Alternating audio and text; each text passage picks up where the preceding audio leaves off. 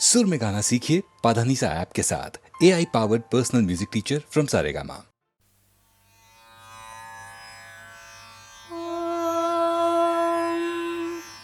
शुक्लांबरधरं विष्णुं शशिवर्णं चतुर्भुजं प्रसन्नवदनं ध्यायेत् सर्वविघ्नोपशान्तये। व्यासं वसिष्ठनप्तारं शक्तेः पौत्रमकल्मषं पराशरात्मजं वन्दे शुकतातं तपोनिधिं। व्यासाय विष्णुरूपाय व्यासरूपाय विष्णवे नमो वै ब्रह्मनिधये वासिष्ठाय नमो नमः। अविकाराय शुद्धाय नित्याय परमात्मने सदैकरूपरूपाय विष्णवे सर्वजिष्णवे। यस्य स्मरणमात्रेण जन्म संसारबन्धनात् विमुच्यते नमस्तस्मै विष्णवे प्रभविष्णवे। ॐ नमो विष्णवे प्रभविष्णवे। श्रीवैशम्पायन उवाच श्रुत्वा धर्मानशेषेण पावनानि च सर्वशः युधिष्ठिरः शान्तनवं पुनरेवाभ्यभाषत। युधिष्ठिर उवाच किमेकं दैवतं लोके किं वाप्येकं परायणम् स्तुवन्तः कङ्कमर्चन्तः प्राप्नुयुर्मानवा शुभम्।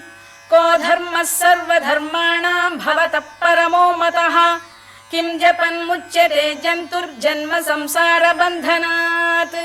श्रीभीष्म उवाच जगत्प्रभुं देवदेवमनन्तं पुरुषोत्तमं स्तुवन्नाम सहस्रेण पुरुषः सततोत्थितः तमेव चार्चयन् नित्यं भक्त्या पुरुषमव्ययम् ध्यायन् स्तुवन् नमस्यं च यजमानस्तमेव च अनादिनिधनं विष्णुं सर्वलोकमहेश्वरम् लोकाध्यक्षं स्तुवन् नित्यं सर्वदुःखातिगो भवेत्। ब्रह्मण्यं सर्वधर्मज्ञं लोकानां कीर्तिवर्धनं लोकनाथं महद्भूतं सर्वभूतभवोद्भवम्। एष मे सर्वधर्माणां धर्मोऽधिकतमो मतः यद्भक्त्या पुण्डरीकाक्षं स्तवैरच्चेन्नरः सदा। परमं यो महत्तेजः परमं यो महत्तपः परमं यो महद्ब्रह्म परमं यः परायणम्। पवित्राणां पवित्रं यो मङ्गलानां च मङ्गलम् दैवतं देवतानां च भूतानां यो व्ययपिता यतः सर्वाणि भूतानि भवन्त्यादियुगागमे यस्मिंश्च प्रलयं यान्ति पुनरेव युगक्षये तस्य लोकप्रधानस्य जगन्नाथस्य भूपते विष्णोर्नाम सहस्रं मे शृणु पापभयापहम्। यानि नामानि गौणानि विख्यातानि महात्मनः ऋषिभिः परिगीतानि तानि वक्ष्यामि भूतये। ऋषिर्नाम्नां सहस्रस्य वेदव्यासो महामुनिः छन्दोऽनुष्टुप् तथा देवो भगवान् देवकीसुतः अमृतांशुद्भवो बीजं शक्तिर्देवकी नन्दनः त्रिसामाहृदयं तस्य शान्त्यर्थे विनियुज्यते। विष्णुं जिष्णुं महाविष्णुं प्रभविष्णुं महेश्वरम् अनेकरूपदैत्यान्तं नमामि पुरुषोत्तमम्।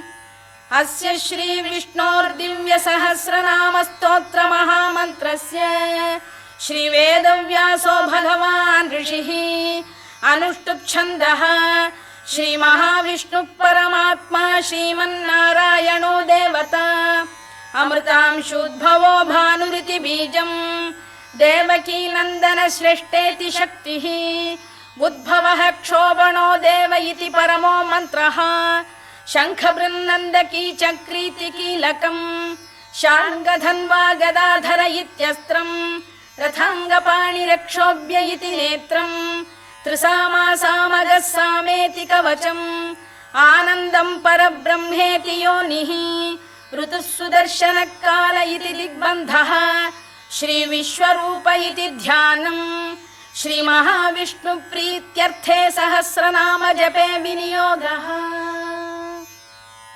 ध्यानम् क्षीरोदन्वत्प्रदेशे शुचिमणिविलसत्सैकते मौक्तिकानाम् माला क्लुप्तासनस्थस्फटिकमणिनिभैर्मौक्तिकैर्मण्डिताङ्गः शुभ्रैरभ्रैरदभ्रैरुपरि विरचितैर्मुक्तपीयूषवर्षैः आनन्दीन पुलीयादरि नलिन गदा शङ्खपाणिर्मुकुन्दः भूः पादौ यस्य नाभिर्वियदसुरनिलश्चन्द्रसूर्यौ च नेत्रे कर्णावाशा शिरोद्यौर्मुखमपि दहनो यस्य वास्तेयमब्धिः अन्तस्थं यस्य विश्वं सुरनरखगो भोगि गन्धर्वदैत्यैः चित्रं रम्यते तं त्रिभुवन वपुषं विष्णुमीशं नमामि।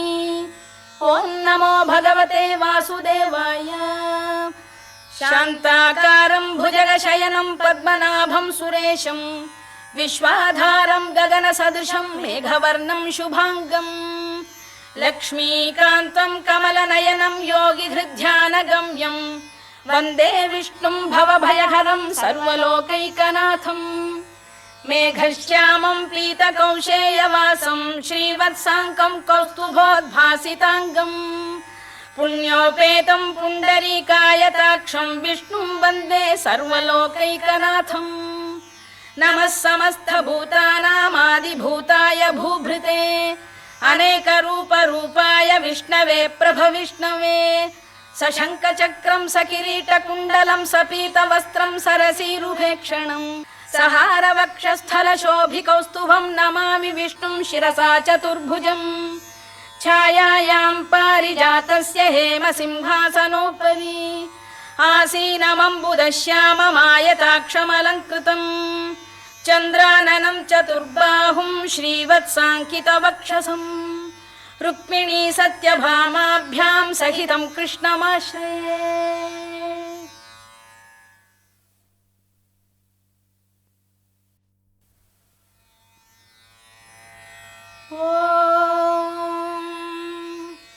विश्वं विष्णुर्वषत्कारो भूतभव्य भवत्प्रभुः भूतकृद्भूतभृद्भावो भूतात्मा भूतभावनः भूतात्मा परमात्मा च मुक्तानां परमागतिः अव्ययः पुरुषः साक्षी क्षेत्रज्ञोऽक्षर एव च योगो योगविदां नेता प्रधानपुरुषेश्वरः नारसिंहवपुः श्रीमान् केशवः पुरुषोत्तमः सर्वः सर्वः शिवस्थाणुर्भूतादिर्निधिरव्ययः सम्भवो भावनो भर्ता प्रभव प्रभुरीश्वरः स्वयंभूः शम्भुरादित्यः पुष्कराक्षो महास्वनः अनादिनिधनो धाता विधाता धातुरुत्तमः अप्रमेयो ऋषिकेश पद्मनाभोऽमरप्रभुः विश्वकर्मा मनुस्त्वष्टा स्थविष्ठस्थविरो ध्रुवः अग्राह्यः शाश्वतः कृष्णो लोहिताक्षप्रदर्दनः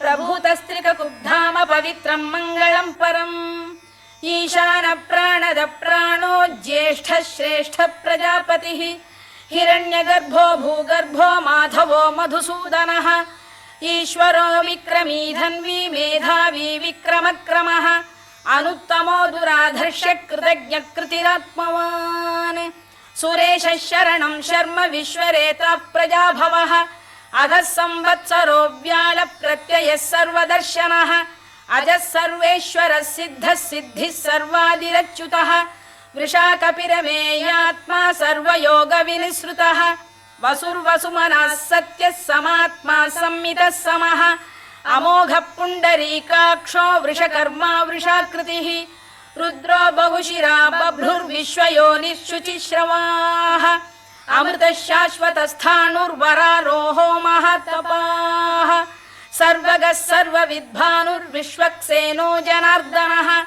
वेदो वेदविदव्यङ्गो वेदाङ्गो वेदवित्कविः लोकाध्यक्षः सुराध्यक्षो धर्माध्यक्षकृताकृतः चतुरात्मा चतुर्व्यूहश्चतुर्दंष्टश्चतुर्भुजः भ्राजिष्णुर्भोजनं भोक्ता सहिष्णुर्जगदादिजः अनघो विजयो जेता विश्वयोनिः पुनर्वसुः उपेन्द्रो वामनः प्रांशुरमोघः शुचिरूर्जितः अतीन्द्रः सङ्ग्रहः सर्गो धृतात्मा नियमो यमः वेद्यो वैद्यः सदा योगी वीरः माधवो मधुः अतीन्द्रियो महामायो महोत्साहो महाबलः महाबुद्धिर्महावीर्यो महाशक्तिर्महाद्युतिः अनिर्देश्य वपुः श्रीमान् अमेयात्मा महाधृधृत् महेश्वासो महीभर्ता श्रीनिवासः सताङ्गतिः अनिरुद्धः सुरानन्दो गोविन्दो गोविदाम्पतिः मरीचिर्दमनोहंसः सुपर्णो भुजगोत्तमः हिरण्यनाभः सुतपाः पद्मनाभः प्रजापतिः अमृत्युः सर्वदृक्सिंहः सन्धाता सन्धिमान् स्थिरः अजो दुर्मर्षणः शास्ता विश्रुतात्मा सुरारिः गुरुर्गुरुतमो धाम सत्यः सत्यपराक्रमः निमिषो निमिषस्रग्वी वाचस्पतिरुदारधीः अग्रणीर्ग्रामणी श्रीमान् न्यायो नेता समीरणः सहस्रमूर्धा विश्वात्मा सहस्राक्षः सहस्रपात् आवर्तनो निवृत्तात्मा संवृतः सम्प्रमर्दनः अधः संवर्तको वह्निरनिलो धरणीधरः सुप्रसाद प्रसन्नात्मा विश्वधृक् विश्वभुग् विभुः सत्कर्ता सत्कृतः साधुर्जह्नुर्नारायणो नरः असंख्येयो प्रमेयात्मा विशिष्टः शिष्टकृच्छुचिः सिद्धार्थ सिद्ध संकल्पः सिद्धिदः सिद्धिसाधनः वृषाही वृषभो विष्णुर्वृषपर्वा वृषोदरः वर्धनो वर्धमानश्च विविक्तः श्रुतिसागरः सुभुजो दुर्धरो वाग्मी महेन्द्रो वसुदो वसुः नैकरूपो बृहद्रूपः शिपिविष्टप्रकाशनः ओजस्तेजोद्युतिधर प्रकाशात्मा प्रतापनः ऋद्धस्पष्टाक्षरो मन्त्रश्चन्द्रांशुर्भास्करद्युतिः अमृतांशुद्भवो भानुः शशबिन्दुः सुरेश्वरः औषधं जगतः सेतुः सत्यधर्मपराक्रमः भूतभव्यभवन्नाथः पवनः पावनो नलः कामः कामकृत्कान्तः कामः कामप्रदप्रभुः युगादिकृद्युगावर्तो नैकमायो महाशनः अदृश्यो व्यक्तरूपश्च सहस्रजिदनन्तजित् इष्टो विशिष्टः शिष्टेष्टः शिखण्डी नघुषो वृषः क्रोधः क्रोधकृत्कर्ता विश्वबाहुर्महीधरः अच्युत प्रथित प्राण प्राणदो वासवानुजः अपां निधिरधिष्ठानमप्रमत्त प्रतिष्ठितः स्कन्द स्कन्दधरो धुर्यो वरदो वायुवाहनः वासुदेवो बृहद्भानुरादिदेवः पुरन्दरः अशोकस्तारणस्तारः शूरः शौरिर्जनेश्वरः अनुकूलः शतावर्तः पद्मी पद्मनिभेक्षणः पद्मनाभोरविन्दाक्षः पद्मगर्भः शरीरभृत् महर्धिर्वृद्धो वृद्धात्मा महाक्षो गरुडध्वजः अतुलः शरभो भीमः समयज्ञो हविर्हरिः सर्वलक्षणलक्षण्यो लक्ष्मीवान् समितिञ्जयः विक्षरो रोहितो मार्गो हेतुर्दामोदरः सः महीधरो महाभागो वेगवानमिताशनः उद्भवः क्षोभणो देवः श्रीगर्भः परमेश्वरः करणं कारणं कर्ता विकर्ता गहनो गुहः व्यवसायो व्यवस्थानः संस्थानस्थानदो ध्रुवः परधिः परमस्पष्टस्तुष्टः पुष्टः शुभेक्षणः रामो विरामो विरतो मार्गो नेयो नयोनयः वीरः शक्तिमतां श्रेष्ठो धर्मो धर्मविदुत्तमः वैकुण्ठः पुरुष प्राण प्राणद प्रणवपृतुः हिरण्यगर्भः शत्रुघ्नो व्याप्तो वायुरधोक्षजः ऋतुः सुदर्शनकालः परमेष्ठी परिग्रहः उग्रः संवत्सरो दक्षो विश्रामो विश्वदक्षिणः विस्तारस्थावरस्थाणु प्रमाणं बीजमव्ययम् अर्थोऽनर्थो महाकोशो महाभोगो महाधनः अनिर्विण्णस्थविष्ठो भूर्धर्मयूपो महामखः नक्षत्रनेमिर्नक्षत्री क्षमः क्षामः समीहनः यज्ञयुज्यो महेद्यश्च क्रतुः सत्रं सतां गतिः सर्वदर्शी विमुक्तात्मा सर्वज्ञो ज्ञानमुत्तमम् सुव्रतः सुमुखः सूक्ष्मः सुघोषः सुखदः सुहृद् मनोहरो जितक्रोधो वीरबाहुर्विदारणः स्वापनः स्ववशो व्यापी नैकात्मा नैककर्मकृत् वत्सरो वत्सलो वत्सी रत्नगर्भो धनेश्वरः धर्मकृद्धर्मी सदसक्षरमक्षरम् अभिज्ञाता सहस्रांशुर्विधाता कृतलक्षणः गभस्तिनेमिः सत्तस्तः सिंहो भूतमहेश्वरः आदिदेवो महादेवो देवेशो उत्तरो गोपतिर्गोप्ता ज्ञानगम्यः पुरातनः शरीरभूतभृद्भोक्ता कपीन्द्रो भूरि दक्षिणः सोमपो मृतपः सोमः पुरुजित् पुरुषत्तमः विनयो जयः सत्यसन्धो दाशार्हः सात्वतां पतिः जीवो विनयिता साक्षी मुकुन्दो मितविक्रमः अम्भो निधिरनन्तात्मा महोदधिशयोऽन्तकः अजो महार्घः स्वाभाव्यो जितामित्रप्रमोदनः आनन्दो नन्दनो नन्दः सत्यधर्मात्रिविक्रमः महर्षि कपिलाचार्यः कृतज्ञो मेदिनीपतिः त्रिपदस्त्रिदशाध्यक्षो महाशृङ्गकृतान्तकृत् महावराहो गोविन्दः सुषेणः कनकाङ्गनी गुह्यो गभीरो गहनो गुप्तश्चक्रगदाधरः वेधास्वाङ्गो जितकृष्णो दृढः सङ्कर्षणोच्युतः वरुणो वारुणो वृक्षः पुष्कराक्षो महामनाः भगवान् भगहानन्दी वनमाली हलायुधः आदित्यो ज्योतिरादित्यः सहिष्णुर्गतिसत्तमः सुधन्वाखण्ड परशुर्दारुणो द्रविणप्रदः दिवस्पृक् सर्वदृक्व्यासो वाचस्पतिरयो निजः त्रिसामासामगः साम निर्वाणं भेषजं भिषज सन्न्यासकृच्छमः शान्तो निष्ठा शान्तिपरायणम् शुभाङ्गः शान्तिदश्रेष्ठा कुमुदः कुवलेशयः गोहितो गोपतिर्गोप्ता वृषभाक्षो वृषप्रियः अनिवर्ती निवृत्तात्मा संक्षेप्ता क्षेमकृत् शिवः श्रीवत्सवक्षः श्रीवासः श्रीपतिः श्रीमताम्बरः श्रीधः श्रीशः श्रीनिवासः श्रीनिधिः श्रीविभावनः श्रीधर श्रीकर श्रेयः श्रीमान् लोकत्रयाश्रयः स्वक्षस्वङ्गः शतानन्दो नन्दिर्ज्योतिर्गणेश्वरः विजितात्मा विधेयात्मा सत्कीर्तिश्छिन्न संशयः उदीर्णः सर्वतश्चक्षुरनीशः शाश्वतः स्थिरः भूषयो भूषणो भूतिर्विशोकः शोकनाशनः अर्चिष्मानर्चितः कुम्भो विशुद्धात्मा विशोधनः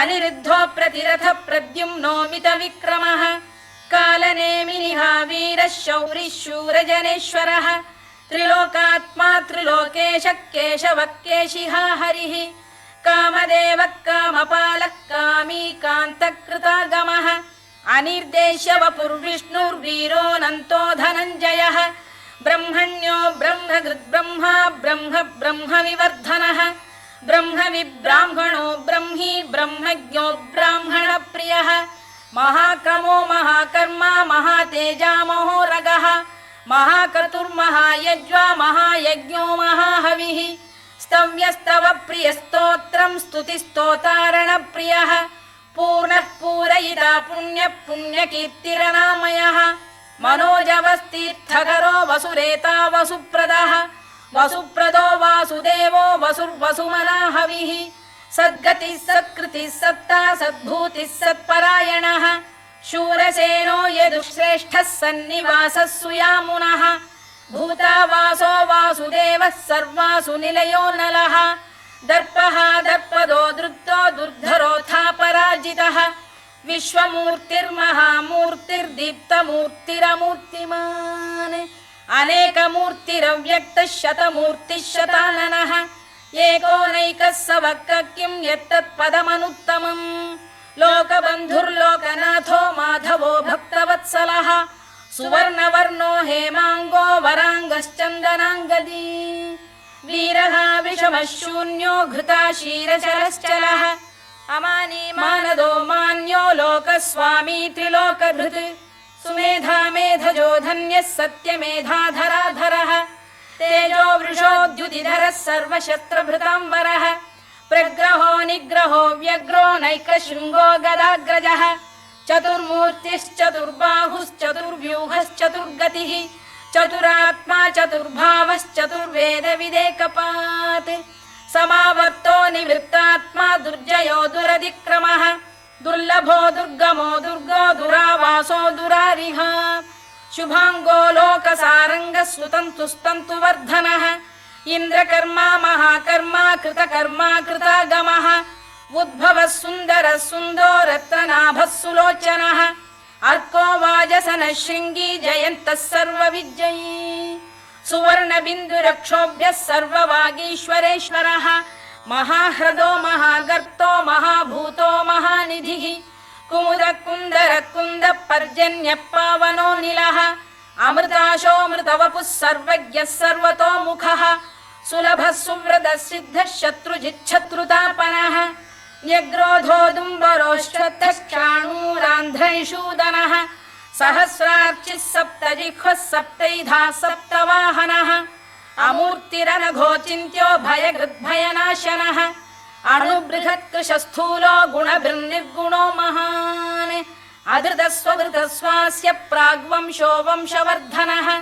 भारभृत्कथितो योगी योगीशः सर्वकामदः आश्रमश्रमणः क्षामः सुपर्णो वायुवाहनः धनुर्धरो धनुर्वेदो दण्डो दमयिता दमः अपराजितः सर्वसहो नियन्ता नियमो यमः सत्त्ववान् सात्विकः सत्यः सत्यधर्मपरायणः अभिप्रायप्रियार्होः प्रियकृत्प्रीतिवर्धनः विहाय सगतिर्ज्योतिः सुरुचिर्कुतभुग्विभुः रविर्विरोचनः सूर्यः सवितारविलोचनः अनन्तो हुतभुग्भोक्ता सुखदो नैकजोऽग्रजः अनिर्विण्णः सदामर्षी लोकाधिष्ठानमद्भुतः सनात्सनातनतमः कपिलः कपिरव्ययः स्वस्तिदः स्वस्तिकृत् स्वस्ति स्वस्तिभुक् स्वस्ति दक्षिणः आरौद्रः कुण्डली चक्री विक्रम्यूर्जितशासनः शब्दातिकः शब्दसः शिशिरः शर्वरीकरः अक्रूरपेशलो दक्षो दक्षिणः क्षमिणाम्बरः विद्वत्तमो वीतभयः पुण्यश्रवणकीर्तनः उत्तारणो दुष्कृतिः पुण्यो दुःस्वप्ननाशनः वीरः रक्षणः सन्तो जीवनपर्यवस्थितः अनन्तरूपोऽनन्तश्रीर्जितमन्युर्भयापहः चतुरश्रो गभीरात्मा विदिशो व्यादिशो दिशः अनाधिर्भूर्भुवो लक्ष्मी सुवीरो रुचिराङ्गदः जननो जनजन्मादिर्भीमो भीमपराक्रमः आधारनिलयो धाता पुष्पहासप्रजागरः ऊर्ध्वगः सत्पथाचार प्राणद प्रणवप्रणः प्रमाणं प्राणनिलय प्राणभृत्प्राणजीवनः तत्त्वं तत्त्वविदेकात्मा जन्म मृत्युजरातिगः भूर्भुवः स्वस्तरुस्तारः सविता प्रपितामहः यज्ञो यज्ञपतिर्यज्वा यज्ञाङ्गो यज्ञवाहनः यज्ञभृद्यज्ञकृद्यज्ञी यज्ञभुग्यज्ञसाधनः यज्ञान्तकृद्यज्ञगुह्यमन्नमन्नाद एव च आत्मयोनिः स्वयं जातो वैखानः सामगायनः देवकीनन्दनः स्रष्टा क्षितीशः पापनाशनः शङ्खबृन्नन्दकी चक्री शार्ङ्गधन्वा गदाधरः रथाङ्गपाणिरक्षोभ्यः सर्वप्रहरणायुधः सर्वप्रहरणायुधवो नम इति वनमाली गलीशाङ्गी शङ्खी चक्री च नन्दकी श्रीमान्नारायणो विष्णुर्वासुदेवोऽभिरक्षतु वनमाली गलीशाङ्गी शङ्खी चक्री च नन्दकी श्रीमान्नारायणो विष्णुर्वासुदेवोऽभिरक्षतु वनमाली गलीशाङ्गी शङ्खी चक्री च नन्दकी श्रीमान्नारायणो विष्णुर्वासुदेवोऽभिरक्षतु इतीदं कीर्तनीयस्य केशवस्य महात्मनः नाम्नां सहस्रं दिव्यानामशेषेण प्रकीर्तितम् य इदं शृणुयान् नित्यं यश्चापि परिकीर्तयेत् नाशुभं प्राप्नुयात् किञ्चित् सोमुत्रेह च मानवः वेदान्तको ब्राह्मणस्य क्षत्रियो विजयी भवेत् वैश्यो धनसमृद्धः स्यात् क्षुद्रः सुखमवाप्नुयात् धर्मार्थी प्राप्नुयात् धर्ममर्थार्थी चार्थमाप्नुयात् कामानवाप्नुयात् कामी प्रजार्थी चाप्नुयात् प्रजाम् भक्तिमान् यः सदोत्थाय शुचिस्तद्गतमानसः सहस्रं वासुदेवस्य नाम्नामेतत् प्रकीर्तयेत् यशः प्राप्नोति विपुलं याति प्राधान्यमेव च अचलां श्रियमाप्नोति श्रेयः प्राप्नोत्यनुत्तमम् न भयं क्वचिदाप्नोति वीर्यं तेजश्च विन्दति भवत्यरोगोद्युतिमान् बलरूपगुणान्वितः रोगार्तो मुच्यते रोगात् बद्धो मुच्येत बन्धनात् भयान्मुच्येत भीतस्तु मुच्येतापन्न आपदः दुर्गाण्यतितरत्याशु पुरुषः पुरुषोत्तमम् स्तुवन्नाम सहस्रेण नित्यं भक्तिसमन्वितः वासुदेवाश्रयो मर्त्यो वासुदेवपरायणः सर्वपापविशुद्धात्मा याति ब्रह्म सनातनम् न वासुदेव भक्तानामशुभं विद्यते क्वचित् जन्म मृत्युजरा व्याधि भयं नैवोपजायते इमं स्तवमधीयान श्रद्धा भक्तिसमन्वितः युज्येतात्मसुखक्षान्ति श्रीधृतिस्मृतिकीर्तिभिः न क्रोधो न च मात्सर्यं न लोभो न शुभा मतिः भवन्ति कृतपुण्यानां भक्तानां पुरुषोत्तमे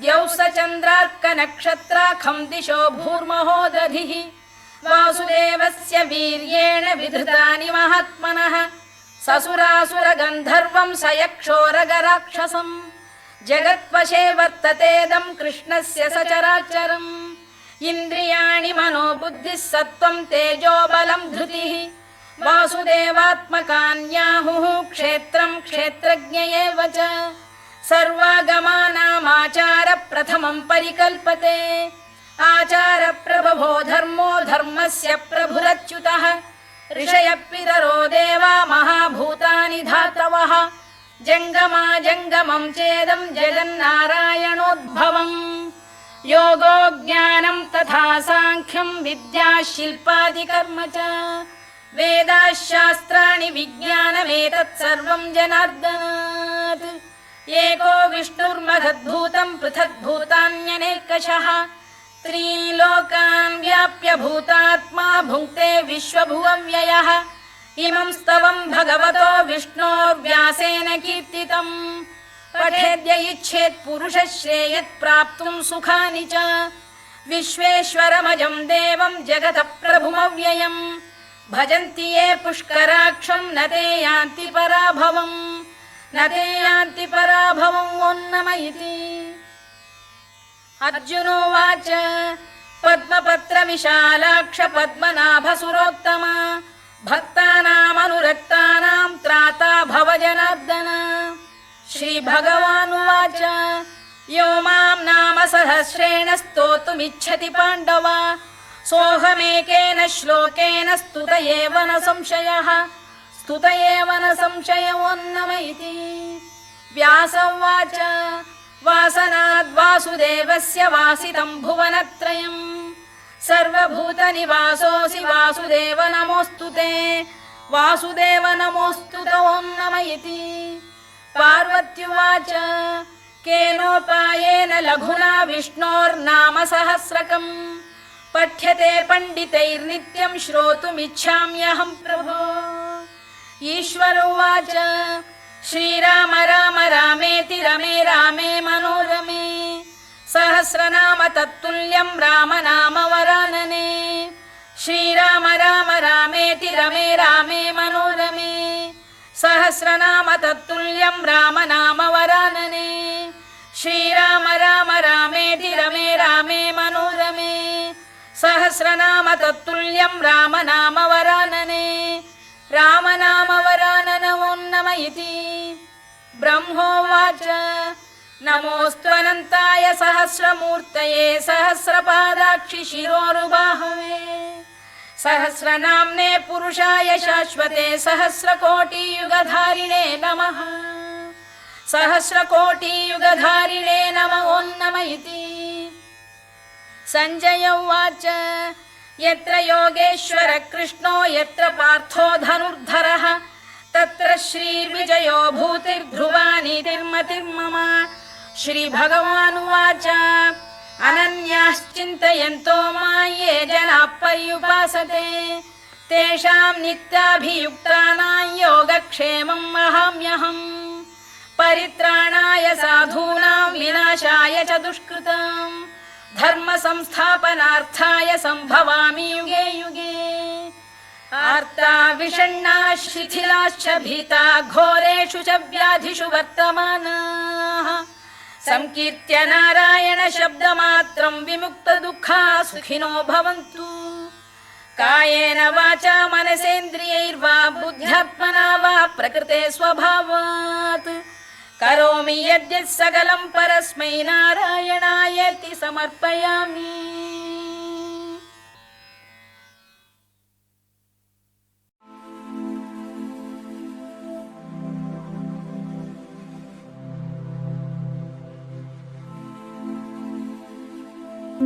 क्यों सारे ज़माने ने ठुकरा दिया, ले मैं भी हूँ तेरे भी दर आ गया। अब ना मैं जाऊंगा तुम्हें छोड़ के, दिन रात अब बस दादा तुझको ही गाऊंगा। तेरे दर पे मिलने को मैं हर रोज आऊंगा। तू चाहे ना चाहे मुझको, मैं तुझको ही चाहूंगा। तेरे दर पे मिलने को मैं हर रोज आऊंगा। तू चाहे ना चाहे मुझको।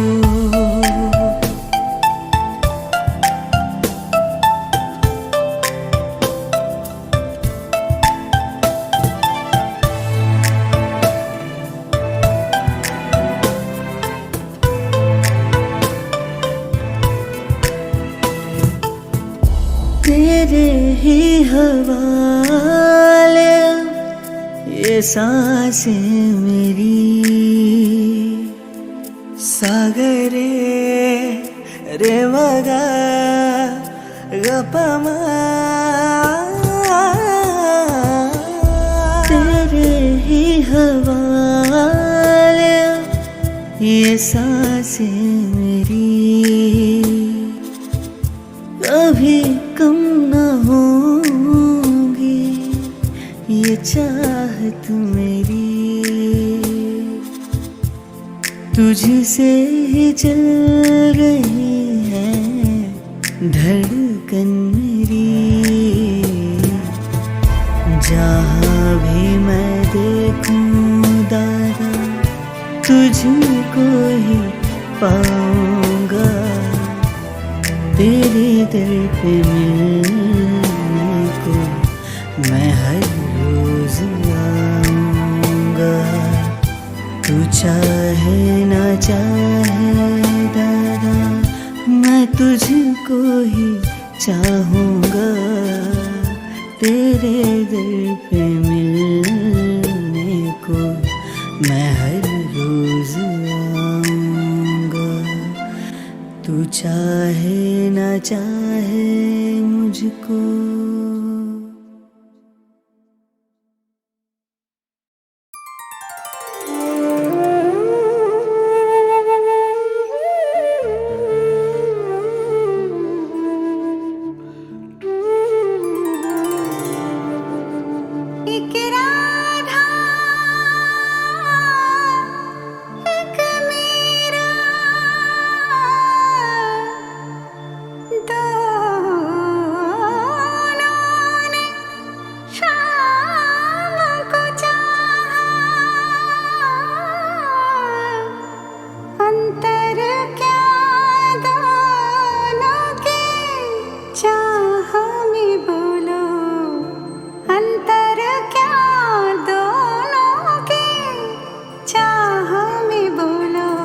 एक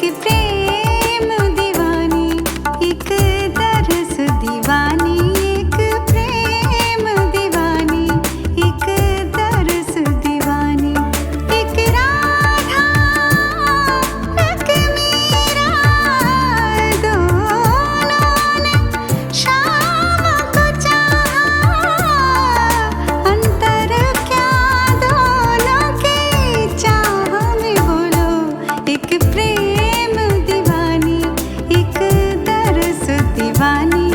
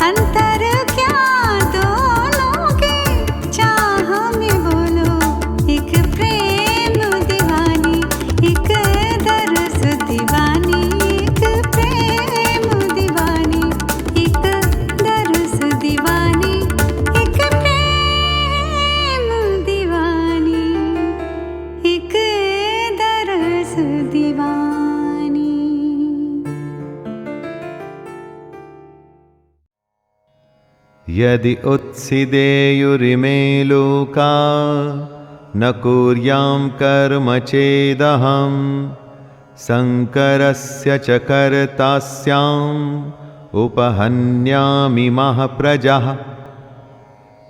कृष्ण बता रहे हैं, यदि मैं कर्म न करूं तो ये सब मनुष्य नष्ट भ्रष्ट हो जाएं और मैं संकरता का करने वाला होऊंगा तथा मेरी वजह से सारी प्रजा नष्ट हो जाएगी।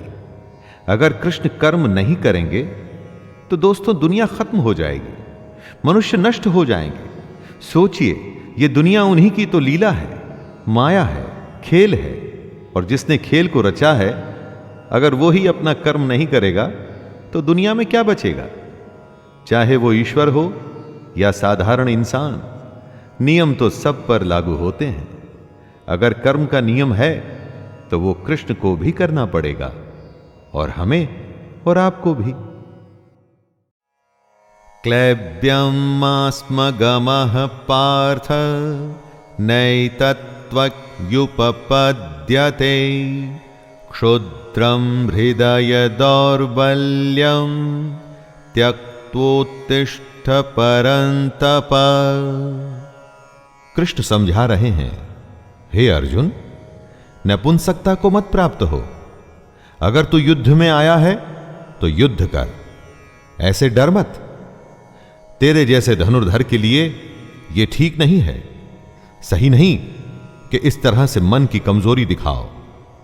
दोस्तों, श्री कृष्ण यहां नपुंसकता का अर्थ शक्तिहीनता, कमजोर हो जाना, युद्ध से मुंह मोड़ लेने वाली बात कर रहे हैं। यानी कि जो धर्म कहता है उसके अनुसार कर्म तो करना ही चाहिए।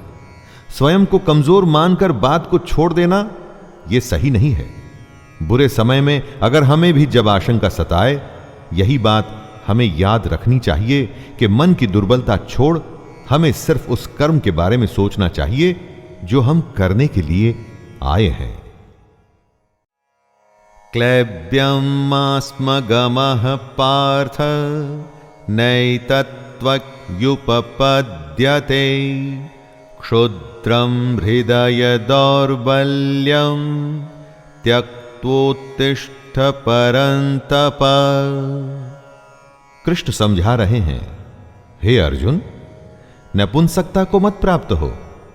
अगर तू युद्ध में आया है तो युद्ध कर, ऐसे डर मत। तेरे जैसे धनुर्धर के लिए यह ठीक नहीं है, सही नहीं कि इस तरह से मन की कमजोरी दिखाओ। दोस्तों, श्री कृष्ण यहां नपुंसकता का अर्थ शक्तिहीनता, कमजोर हो जाना, युद्ध से मुंह मोड़ लेने वाली बात कर रहे हैं। यानी कि जो धर्म कहता है उसके अनुसार कर्म तो करना ही चाहिए।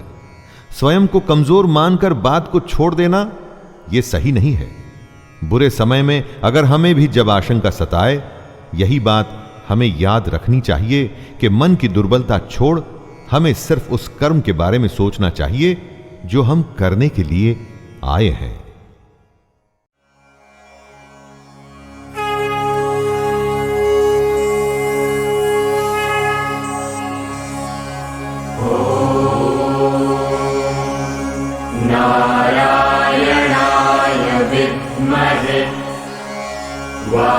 वासुदेवाय धीमहि तन्नो विष्णु प्रचोदयात्। स्वाहा।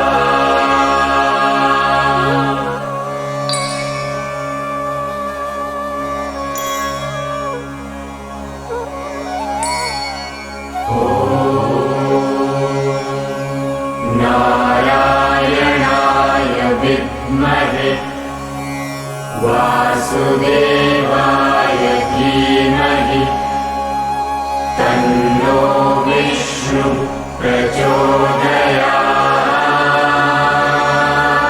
स्वाहा।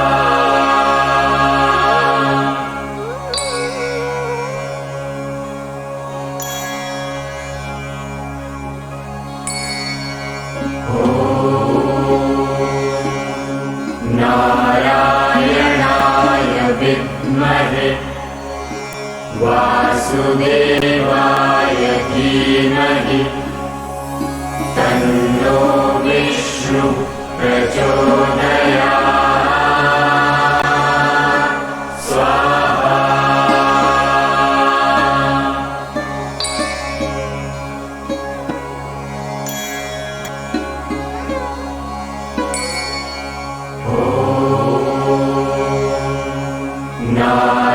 नारायणाय विद्महे वासुदेवाय धीमहि तन्नो विष्णु प्रचोदयात् स्वाहा।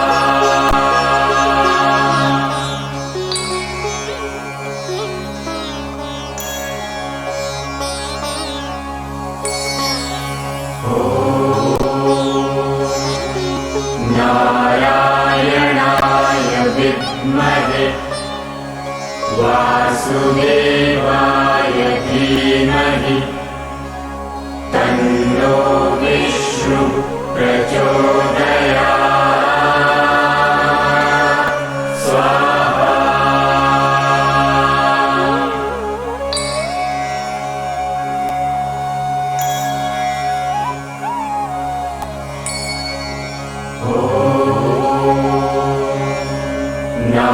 नारायणाय विद्महे वासुदेवाय धीमहि तन्नो विष्णु प्रचोदयात् स्वाहा।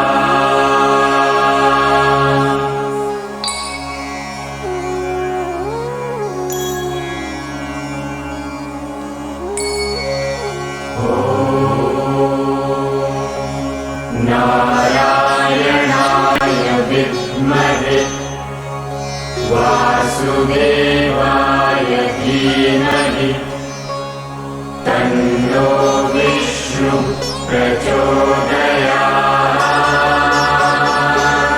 स्वाहा।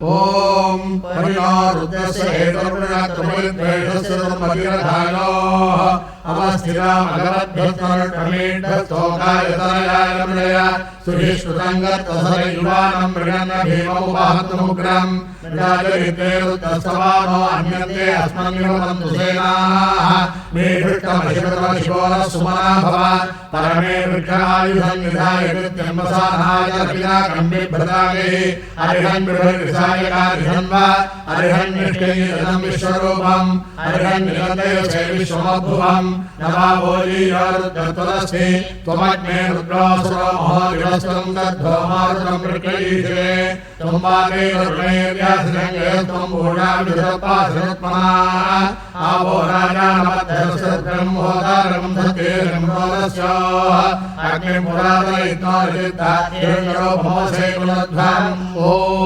आसत्ते हरितावर्तमानो निवेशेन्नहृतं मर्त्यञ्च हिरण्यैर्विधानधेना देवो याति भुवनाभिपश्यन्ने अग्निन्दूरं वृणीमहे होतारं विश्ववेदसम् अस्यैक्यप्रदुक्तम् एषामीशे प्रतिपदिपरिहोराञ्जलपरापदयद्विपदाः निष्कृतो यज्ञियं भागमेतुरायत्पोढायगमानस्सुरन्तो अग्निर्मोर्धारिवत्तत्पदिपृथिव्यायम् अपागुं रेदागं सुगिन्वति शोनापतिभवानिक्षरानिकेशनि यच्छानश्वपदप्रधाः क्षेत्रसर्वविनामेकं हितेने विदयामसि गावश्वं बोधयित्वा समोर्णादियुधे प्रभशुक्राय भानवे भरतम् अभ्यमदित्याग्नये सुबोधम् यो देव्याहिमानुषा जलो विष्णन्तर्विश्वानि विद्वाधिकारी इन्द्राणि मासुनायुपत्ति महाश्रमम् नख्यस्या परं जनसामरदेवतिः इन्द्रं वो विश्वदत्पर्यवामहे जनेभ्यः अस्माकमस्तु केवलः आप्यायस्व मे द्वे विश्वदस्वामृष्टियम् नवावाजस्य सङ्गते अस्तु मे सोमो अब्रवीदन्तर्विश्वानि वेदया अग्निं च विश्वजं भूमापश्च विश्ववेदये गौरी विमाय सन्यासखत्ते कमली द्विपदी सा चतुष्पदी अष्टापदी नवपदी बभूवि सहस्राक्षरा परमे व्योमन् उद्बुद्ध्य स्वाग्ने प्रतिजागृह्येन मिष्टाभूते संसृजे सामयं च पुनः किन्वद्य स्वापितरं युवानमन्वातागंसि तैतन्तुमेताम् इदं विष्णुर्विजक्रमे द्वेधा विदधे पदम्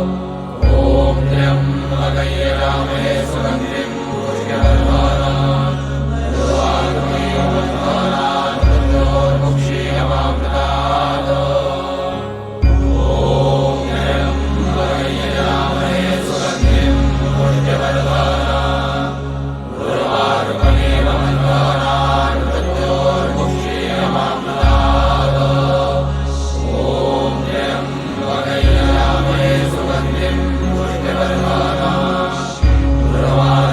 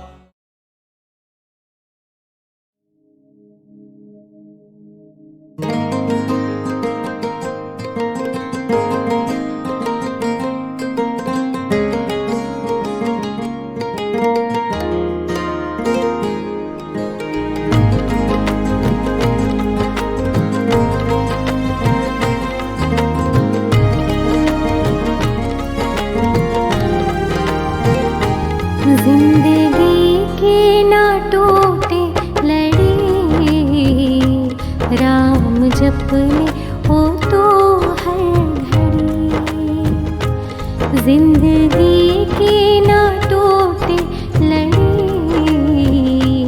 राम जप ले वो तो हर घड़ी।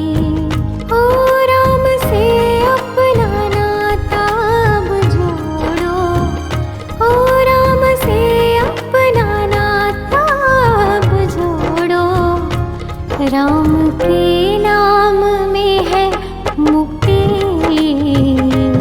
राम जप ले वो तो हर घड़ी, जिंदगी की ना टोटे लड़े, राम जप ले वो तो हर घड़ी।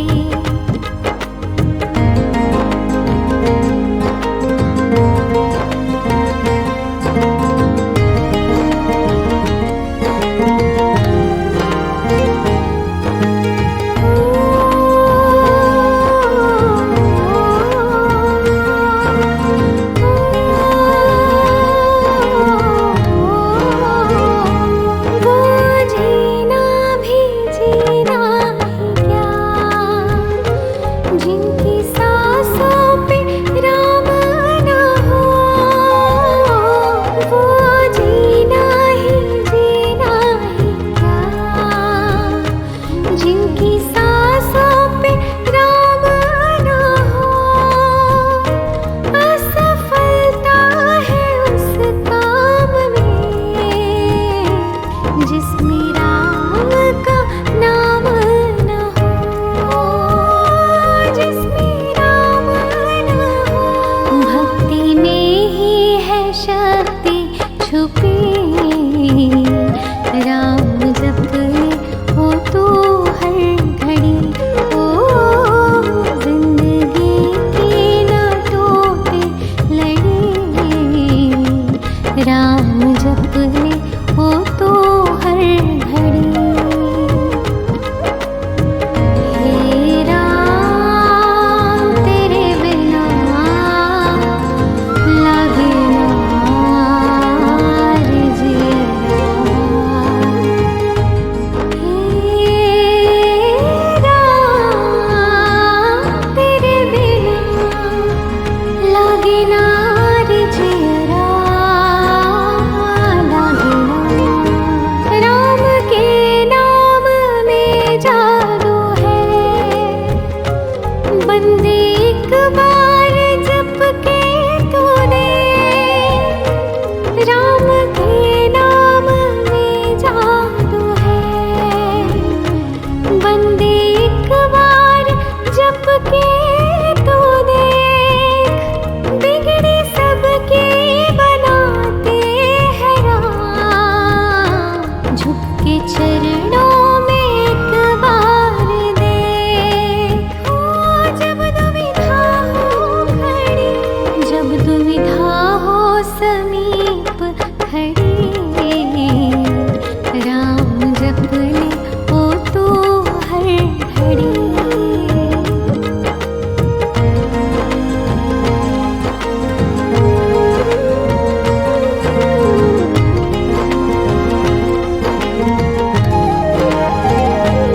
लाख गहरा दुखों का सागर, राम से ही किनारा मिले, लाख गहरा दुखों का सागर, राम से ही किनारा मिले, उनकी भक्ति में जीवन जीने,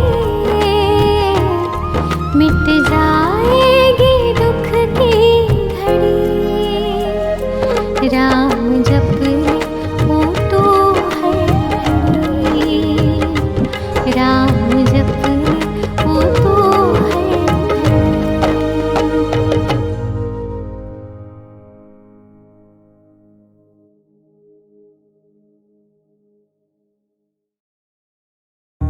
ओ खाटू